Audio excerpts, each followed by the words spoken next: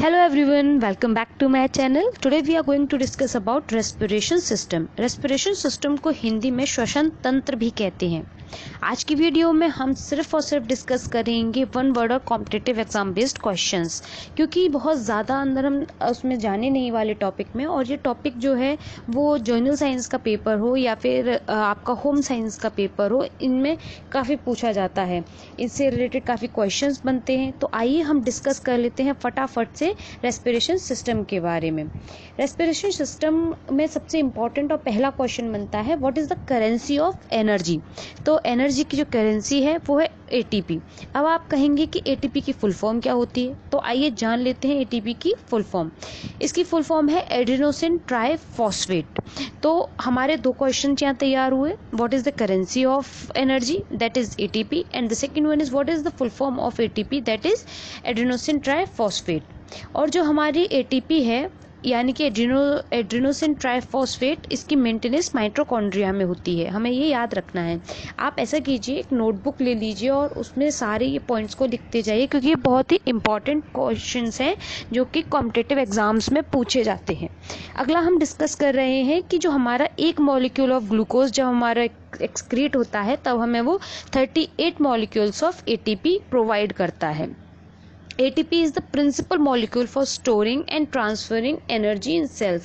हमारी जो सेल्स है, जब हमारे को थकावट होती है, हम लोगों की जब हमें बहुत लो फील होने लगता है, तो हमारी बॉडी में ATP जो है वो जो बॉडी में हमारी जो एनर्जी स्टोर है सेल्स में जो स्टोर हो जाती है उसको ट्रांसफ़र करने का काम करता है. पहले वो उसको स्टोर करता है, जब वो एक्स्ट्रा होती है तो उसको बाद में ट्रांसफ़र करने का भी काम करता है, यानी कि हमारे को एनर्जी प्रोवाइड करता है. चलिए अब थोड़े से फैक्ट्स के बारे में जान लेते हैं कि किस एज में कितनी रेस्पिरेशन रेट होती है पर्सन की. तो सबसे पहले हम जानेंगे, अगर आपका क्वेश्चन आता है कि जन्म से लेकर 1.5 महीने के बच्चे तक की जो रेस्पिरेशन रेट है वो कितनी होती है, तो वो होती है 30 to 60 टाइम्स पर मिनट. यानी कि हाल ही में पैदा हुआ बच्चा से लेके 6 हफ्ते के बच्चे तक की जो सांस लेने की दर होती है, श्वसन दर होती है, वो 30 से 60 टाइम्स प्रति मिनट होती है. और वहीं जो 6 महीने का बच्चा होता है उसकी 25 से 40, और जो 1 साल तक का बच्चा होता है जिसे हम न्यूबॉर्न कहेंगे उसकी 60 टाइम्स पर मिनट. और 1 से 5 साल तक के बच्चे की होती है 30 टाइम्स पर मिनट. और उसके बाद जो यंग पर्सन होते हैं उनकी 12 to 18 ब्रीथ होती हैं पर मिनट. यानी कि हमारी जो श्वसन दर है वो घटकर 12 से 18 रह जाती है. ये सारे हमारे पॉइंट्स जो हैं वो बहुत इंपॉर्टेंट हैं और ये क्वेश्चंस पेपर में ज़रूर आते हैं, तो आप इन्हें ज़रूर नोट डाउन कर लीजिए और इन्हें हाईलाइट भी करते जाइए. आप चाहें तो स्क्रीनशॉट भी ले सकते हैं. अगर इससे रिलेटेड कोई भी क्वेरी हो तो आप लास्ट में मुझसे पूछ सकते हैं. वीडियो को अंत तक ज़रूर देखें. उसके बाद हम बात करते हैं कि हम पर डे कितनी ऑक्सीजन हम कितनी श्वास में जो वायु लेते हैं वो कितनी इनहेल कर लेते हैं या फिर ग्रहण करते हैं. तो वो होता है 11,000 लीटर डेली हम वायु को ग्रहण करते हैं. यानी कि पर डे हमारी जो एयर इनहेल है, एयर में ऑक्सीजन की बात नहीं कर रही, एयर जो हम पूर्ण वायु लेते हैं वो 11,000 लीटर इनहेल कर लेते हैं. उनमें से 11,000 लीटर में से 550 लीटर हमारी ऑक्सीजन होती है.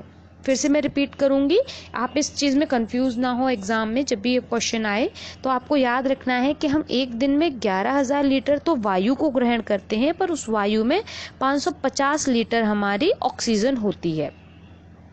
अब हम बात करते हैं, एक ऊपर से ब्रीफ में हम देख लेते हैं कि इसका पाथ क्या होता है हमारे रेस्पिरेशन सिस्टम का.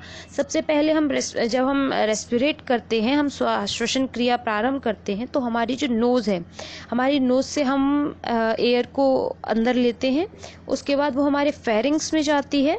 फेरिंग्स के बाद में वो हमारे एपिग्लॉटिस में जाती है. उसके बाद हमारे वो जाती है लैरिंग्स में. लैरिंग्स के बाद ये हमारे ट्रैकिया में जाती है. ट्रैकिया में एंट्री करने के बाद में ये हमारी ब्रोंकीज में जाती है. ब्रोंकीज के बाद में ये हमारे टेरिटरी ब्रोंकीज में एंट्री करती है.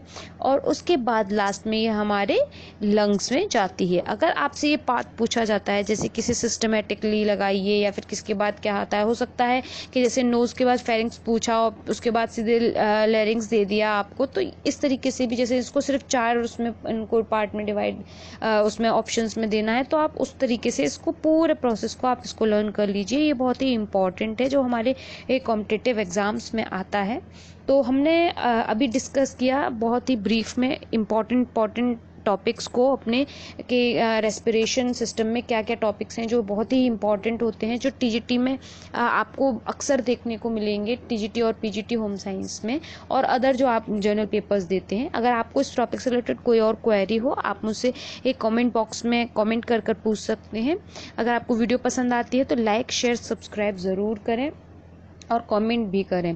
Thank you and have a good day. Bye bye.